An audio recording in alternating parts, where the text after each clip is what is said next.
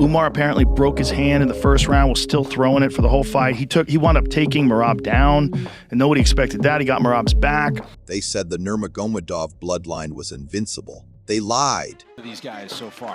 Oh! At UFC 311, a relentless psychopath didn't just challenge the air, he drowned him. The undefeated streak, it didn't end well. Broken George St. Pierre's record for the most takedowns in UFC history. We're breaking down the night Merab Dvalishvili exposed the mortal man behind the myth and settled the bitter, years-long rivalry. Before we step into the cage, smash that like button and subscribe to the Band-Aid Battalion MMA for the rawest fight breakdowns in the game. Now, let's talk about the bad blood. To understand why UFC 311 was more than just a title fight, you have to understand the poison that had been dripping into the bantamweight division for years. This wasn't just about a belt. This was a clash of two different worlds, two different philosophies, and a rivalry built on resentment. Umar was the uncrowned king, treated like royalty, while Merab, the machine, fought in the trenches for every ounce of respect. The bad blood started when fans claimed Merab's teammate, Aljamain Sterling, was holding Umar's belt. Merab took it personally, viewing Umar as an entitled prince trying to skip the line. While Umar mocked Merab as boring, Merab saw a hypocrite. This wasn't just business, it was a war of ideologies. By the time January 2025 rolled around, the MMA community was split down the middle. One side believed in the divine right of the Dagestani dynasty. Such a high level. Right hand by Umar. He hurt him. The other side believed in the infinite gas tank of the Georgian psychopath. Nasty right for Dvalishvili late. Play into the crowd. We all asked, can hard work beat destiny? While most opponents freeze before the Nurmagomedov aura, Merab Dvalishvili doesn't process fear. At the press conference, while Umar was stoic, Merab was laughing and stealing jackets. He didn't see a prince. He saw a battery to be drained. This was a battle for the soul of the division, but when the Honda Center locked down for round one, the smiling stopped. The destiny narrative looked terrifyingly real as Umar came out not to grapple, but to take Merab's head off with elite striking. Merab did what Merab does, he pressured. He moved forward with that chaotic bouncing rhythm, but Umar was ready. He was sniping. The kicks were lightning fast, keeping the machine at bay. Then came the moment that nearly ended the night. Such a high level. Right hand by Umar. He hurt him. A right hand from Umar cracked Merab on the jaw. It was flush. For a split second, Merab's legs turned to jelly. He stumbled. The crowd gasped. This was it. The chin that had survived Marlon Morris had finally been cracked. Umar swarmed, looking for the finish, landing follow-up shots that had the referee stepping closer. Merab survived, but only just. He instinctively grabbed a leg, looking for a desperation takedown, but Umar stuffed it with disdain. The strength of the Dagestani wrestling was on full display. Round two told a similar story. While Merab had recovered his senses, he couldn't get inside. Umar was dissecting him. The scorecard was looking grim for the champion. The judges were in agreement. 10-9, Umar. 10-9, Umar. At the end of the second round, Umar walked back to his corner looking fresh, confident, and in control. The rivalry seemed to be settling in his favor. The technical gap looked too wide. Merab was trying to run through a brick wall, and the wall was winning. But here is the thing about fighting Merab Dvalishvili. The fight doesn't actually start until you are tired. And nobody, not even a Nurmagomedov, is immune to the laws of physiology. There is a specific look fighters get when they realize the man in front of them isn't breathing heavy. It's a look of confusion followed by panic. As round three began, the pace shifted. It wasn't that Umar got worse. It was that Merab simply didn't stop. He came out of the corner as if the first two rounds hadn't happened. The psychopath turned the dial up to 11. This was the turning point of the rivalry. Merab stopped looking for the perfect shot and started looking for any shot.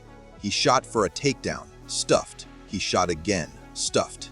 He threw a spinning back fist, missed, and shot again.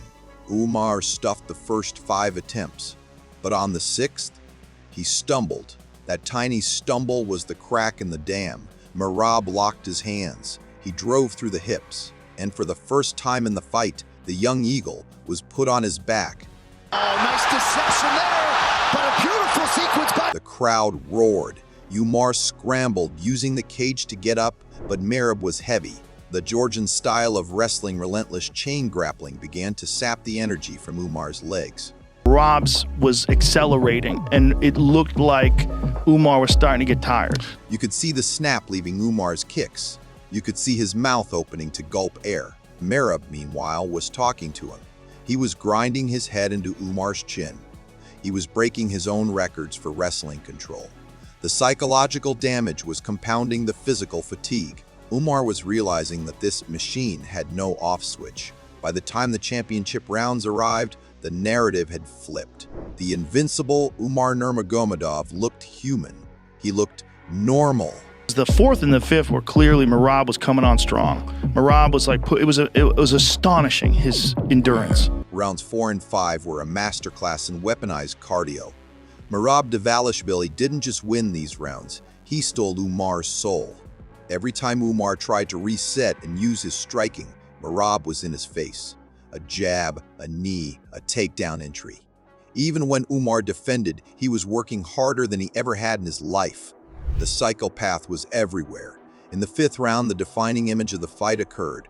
Merab secured a high-crotch takedown, lifted Umar into the air, and slammed him down. Nasty right for Dvalishvili late. Play into the crowd. As they hit the canvas, Merab looked at the camera mid-grapple and smiled. It was terrifying. Umar showed heart. We have to give him that. A lesser man would have quit under that pressure. He kept trying to throw up submissions, kept trying to escape, but the outcome was becoming inevitable. The volume, the pressure, and the pace were drowning him. The rivalry that was supposed to end with Umar's coronation was ending with his crucifixion on the canvas. When the final horn sounded, Merab climbed the cage and screamed. Umar lay on the canvas for a few seconds longer than usual, staring at the lights. He knew. Bruce Buffer's voice cut through the tension. 48-47, 48-47, and 49-46, and still! 48-47, 48-47, 49-46. And still, the machine reigned supreme. The rivalry had a clear victor. The zero on Umar's record was gone, replaced by the harsh reality of defeat. But the story gets even crazier in the aftermath. As the dust settled, the excuse train arrived, but it was derailed by shocking facts from both camps. First, Umar's camp revealed that he likely broke his hand in the first round on that very punch that rocked Merab. Okay, he broke his arm also, and 100% I think he will come back. That explained the drop in volume. It was a valid injury, and fans immediately started the what-if debates. But then the Dvalishvili camp dropped a nuclear bomb of information.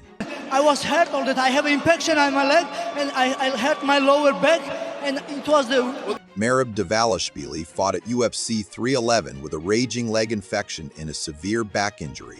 He had been on heavy antibiotics during fight week. He was barely medically cleared to compete. Let that sink in. A compromised Merab Dvalishvili, fighting on one good leg and a bad back, walked down the most dangerous prospect in UFC history and broke him. If that doesn't prove he is a psychopath in the best possible way, nothing will. For Umar Nurmagomedov, it didn't end well is a lesson. He learned that the name on his back isn't a shield. He learned that at the elite level, nobody cares about your prophecy. He will be back, and he will be better, but the aura of invincibility is gone forever. He is mortal now. For Merab Dvalishvili, this victory cemented him as an all-time great.